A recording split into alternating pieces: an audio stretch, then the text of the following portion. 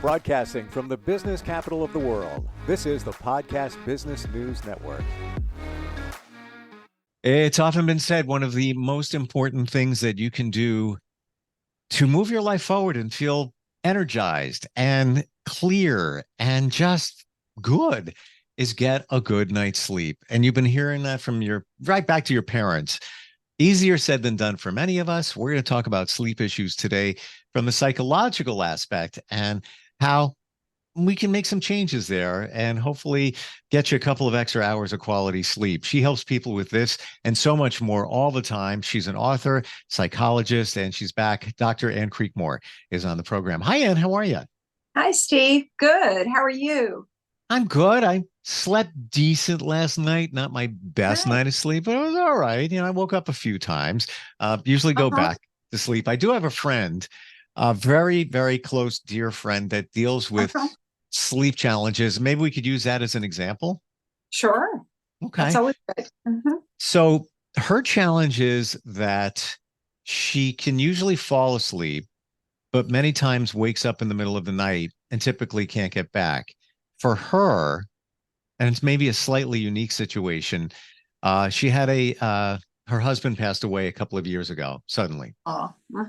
And she wakes up almost every night with what she describes as a nightmare. And she doesn't say it's connected to him, but it's something that's impactful. Side note, she deals with anxiety. She's taken different meds to try and sleep. Tried it, you name it, melatonin, all of it.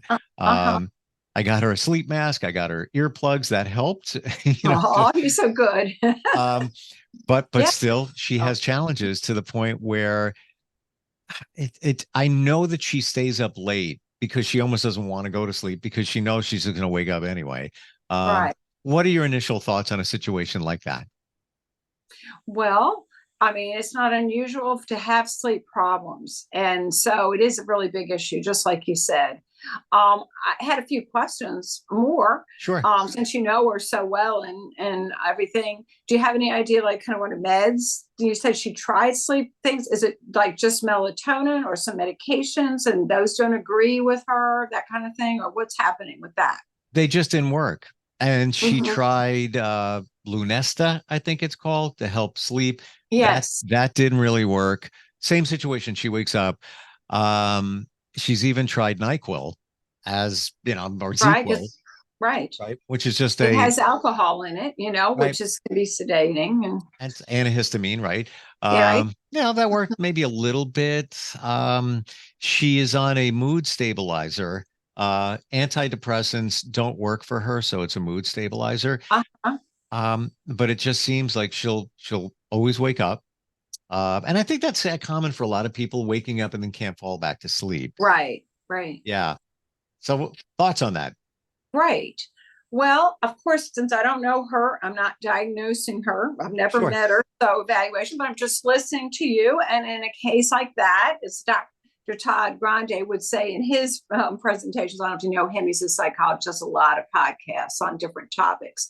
But you can't really diagnose someone unless you've had them and evaluated them, given them, all the interview and questionnaires. But listening to you, we can kind of just, come up with some ideas based on this as a case example.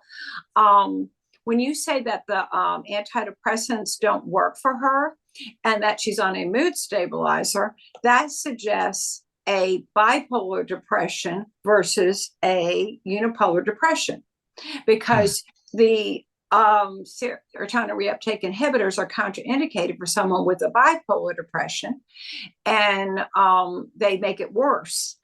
Or don't do anything, one or the other. Makes it worse. I'll just share. Okay. Antidepressants make her, I guess, more depressed. Exactly. And right. Or it can make more manic or whatever. And the mood stabilizers are what's given for people with the bipolar depression, the kind of the manic depression in the old days, the up and down, moody depression. I call it moody depression, the up and down depression. And so she is on a mood stabilizer. And so sometimes that has to be, adjusted. I mean, it'd be something that she could talk to her doctor to see if she's on a super low dose of it and it's not even enough to really hold it, because sometimes waking up after 3 or 4 hours not being able to sleep could be related to just being manic. I mean, it's a symptom of a bipolar depression to wake up after 3 or 4 hours or a little more and just feel like you can't go back to sleep. And so one thing you could look at is the dosage at an average level, enough to be helping her. So she isn't going through that symptom, still having the same bipolar, waking up after 3 or 4 hours symptom that you would get. It's just not maybe quite enough med of that mood stabilizer is one thought. Now, another thought would, and not that, they can't take supplements and stuff in addition to try to sleep, but things like, that are serotonin based, like you said, made it worse for her. So I'm guessing she's not on like something else that's got serotonin. Some things, antidepressants, are given as a sleep medication as well, because they were made originally for depression, but they maybe it was drowsy that it didn't work, so they turned them into drowsy making medicine to sleep at night, which works and is helpful for a lot of people. I've heard about that. In fact, I'm trying to think of the first antidepressant. I think it came out in 1980, and that's also prescribed for sleep. I'm trying to think of what the name of it is. Could be like trazodone or amitriptyline or some kind of one like that. What were you thinking? I'm trying to remember the name. And then there was another one. Imipramine, one of the anines types of, or the original tricyclic antidepressants.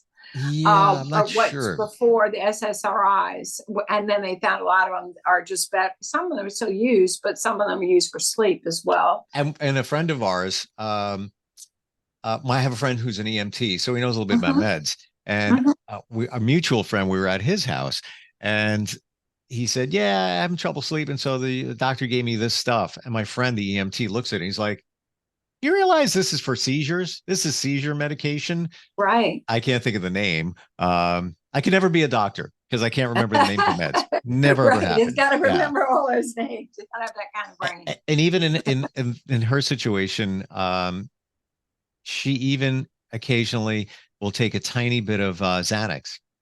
Tiny. Sometimes people are prescribed that for sleeping at night. Or Klonopin is like a benzodiazepine that's often prescribed for sleeping to relax. But there are things, like you said, the melatonin. Remember, the melatonin, you got to keep it under 8 milligrams or else it causes wakefulness. So she could always check, make sure she's not going over the dose. And it's not happening. So let's talk about that. Let's talk about that, because usually, and I've tried melatonin for some times where I can't fall asleep. Doesn't really work for me, or if it does work for me, it works for a couple of days and then it's almost as if I become immune to it. But I've seen it in 5 or 10. Never seen it in 8. This is over the counter. So you're saying above 8 is not a good idea? Right. From the integrative psychiatrists that I work with, that I share, clients with, patients with, and what they prescribe, I've been told that the research shows that the 10 milligram over 8 causes wakefulness at night, a paradoxical effect. So yes, I don't know why it's made that way, manufactured at that level. So a lot of times 3 is good, or if you've taken it a while, you got a tolerance 5 milligrams, but you don't want to go above to the over 8, supposedly, from what I understand from the psychiatrists. Well, maybe that's why it didn't work for me. Because I took 10. I definitely took 10. There's no, and this is, I guess, a situation. That's a good example.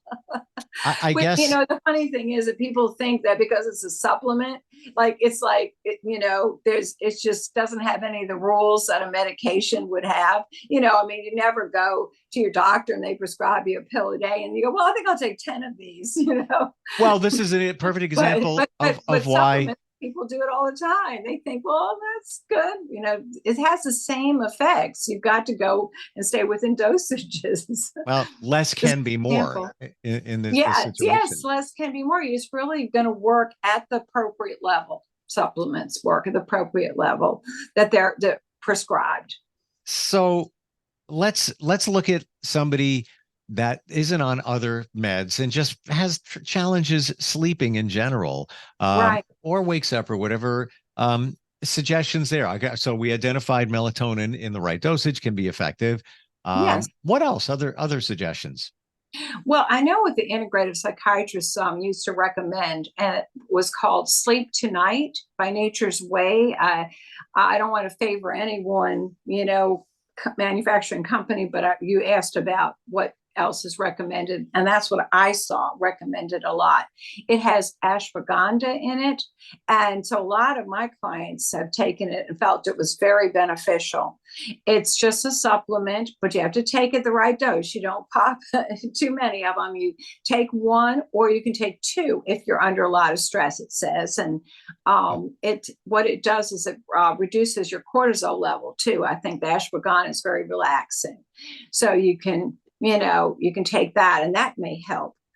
How about CBD?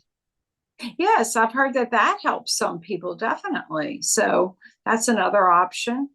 And L-theanine is a supplement that is good for anxiety. You take it during the day. It doesn't really make you that drowsy, but you could also take it at night.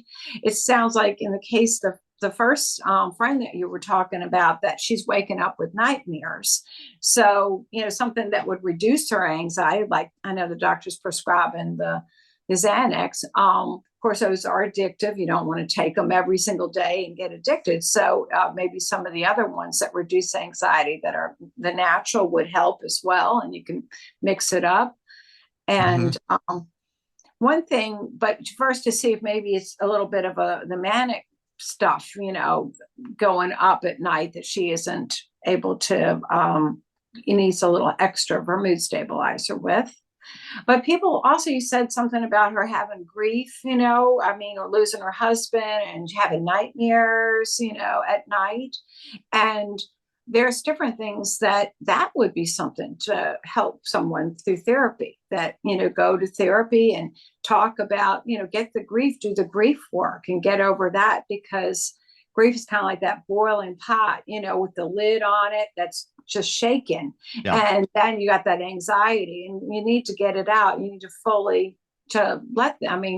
it's hard to get over it, and there's going to be grief reactions on anniversary dates, but generally you want to get to a better point and have worked it through, gotten out and out of the sadness so that you can sleep at night. And she has a therapist, a fairly good one from what I understand, psychiatrist, and works through it. So let's look at just somebody that doesn't sleep well. What typically is going on in the mind that prevents somebody from getting a good night's sleep on a regular basis? There's always those one-offs. Those are going to happen. What do you think it is? Well, I think to start with, you want to look at the environment, the sleep hygiene, your sleep environment. And you brought up some really good suggestions that you've helped your friend or friends with, like a sleep mask to keep things dark. Find something comfy that you feel comfy in, and then keep it dark. And usually cool is better. The cool temperature, keeping it so you don't wake up hot, and that'll wake you up.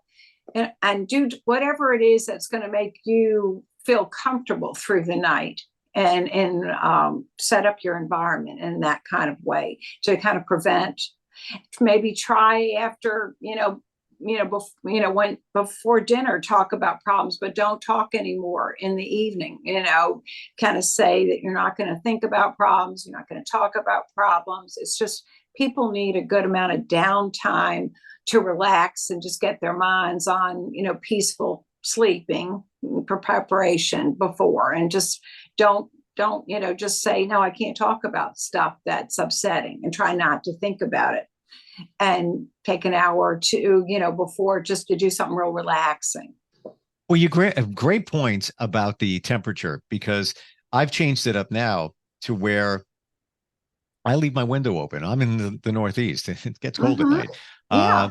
Makes a difference. Uh-huh. Just a little tiny bit, just some fresh Exactly. air, Yeah. cool. Cool.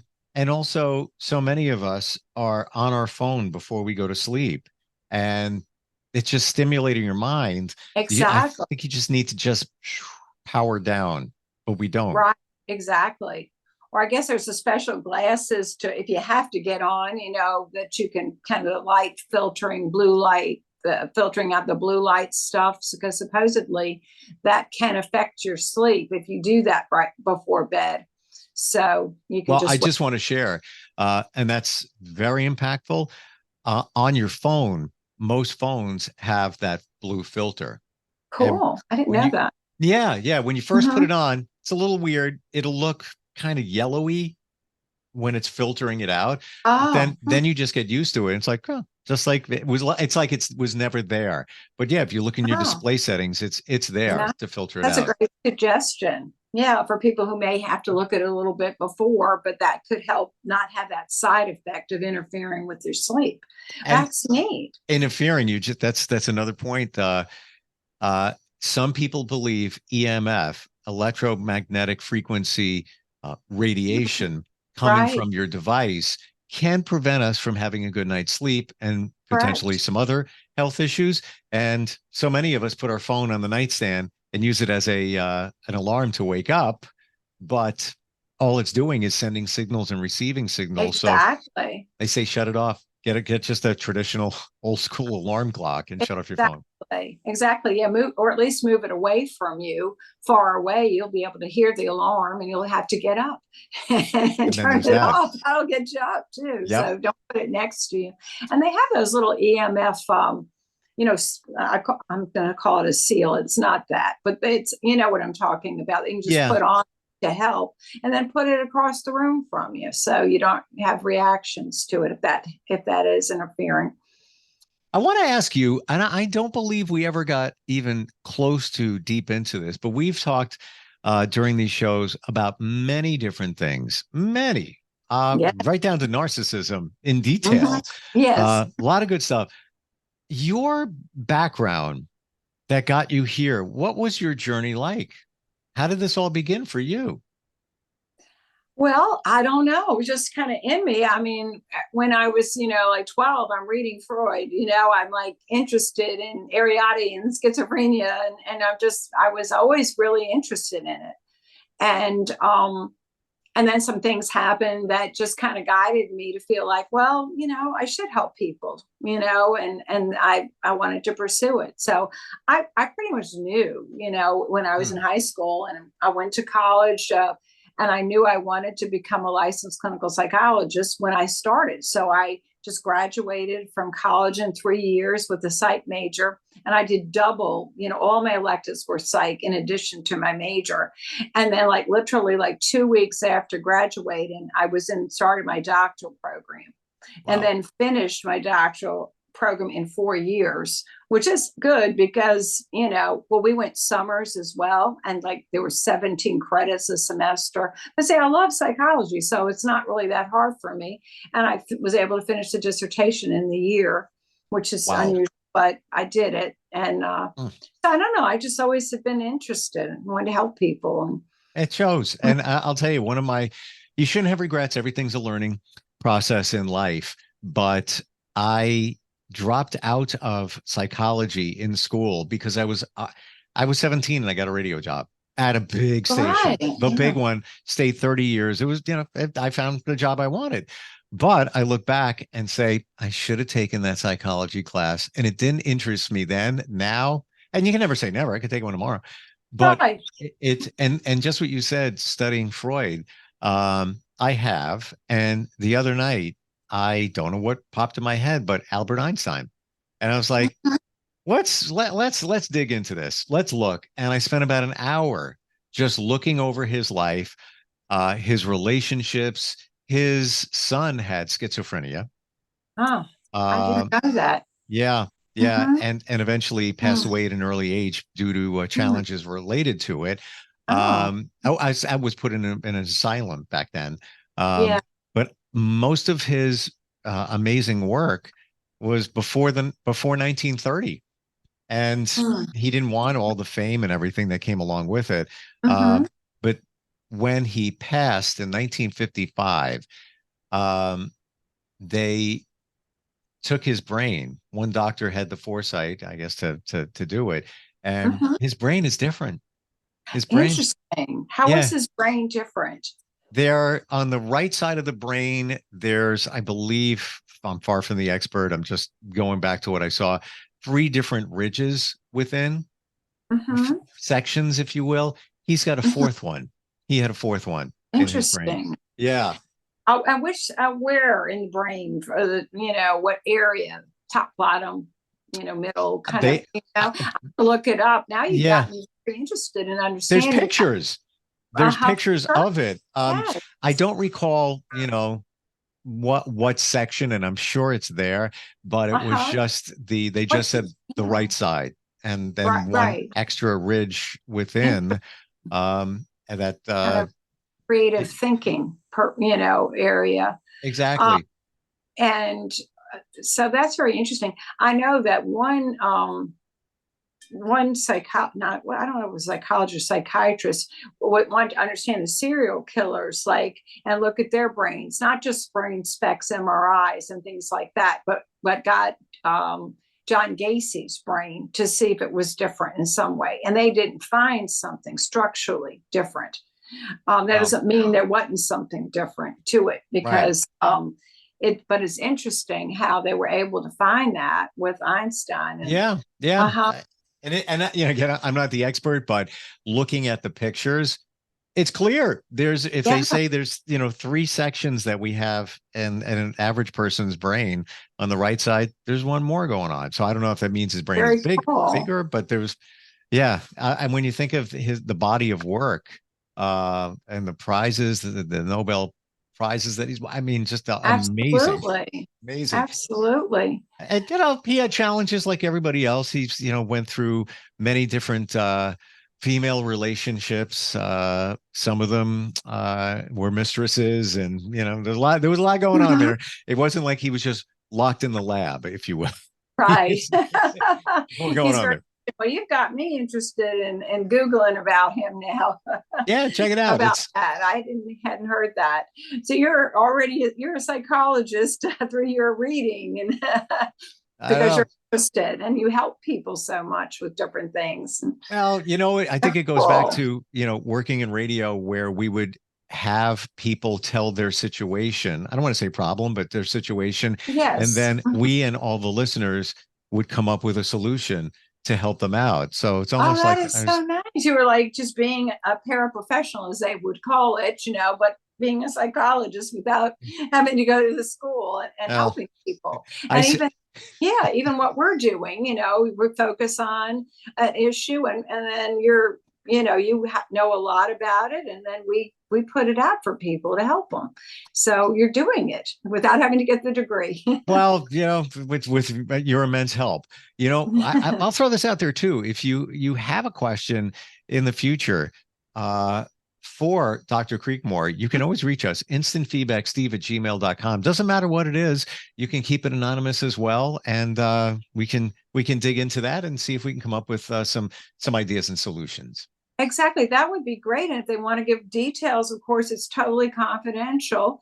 Sure. It'll be one of your friends. Absolutely. About them, and we will try to work on it. That'd be great. The doctor is in. She's on call. How do we find you, Anne? How do we locate you if somebody has a question, if they want to do a virtual or something similar?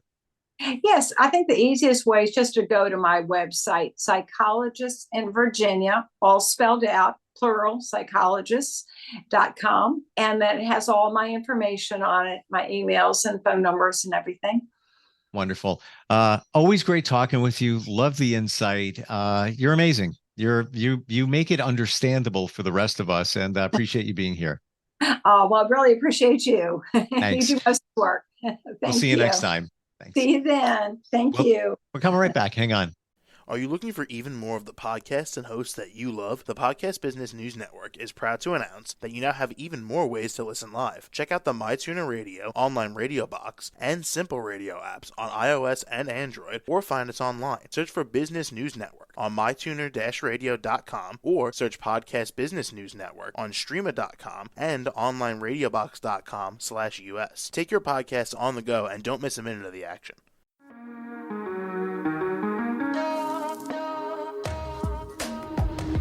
Broadcasting from the business capital of the world, this is the Podcast Business News Network. For nearly 2,000 severely injured veterans, everyday life has become filled with barriers. Day-to-day simple tasks can become pretty daunting. I have to carry my chair up 2 flights of steps or have somebody do it for me. What scares me the most is just the falling. When I'm struggling with my house, I think, to have that one great barrier just knocked down, it's crucial. Home for Our Troops is a wonderful nonprofit that builds a mortgage-free, fully adaptive, handicap-accessible house. And there's no catch. It'll be our very first home that we've ever owned. This is a game changer. This is where your life begins again. We need you to join us in completing this important mission. Please visit hfotusa.org and help build homes and rebuild lives. Because of you, everything's going to be okay.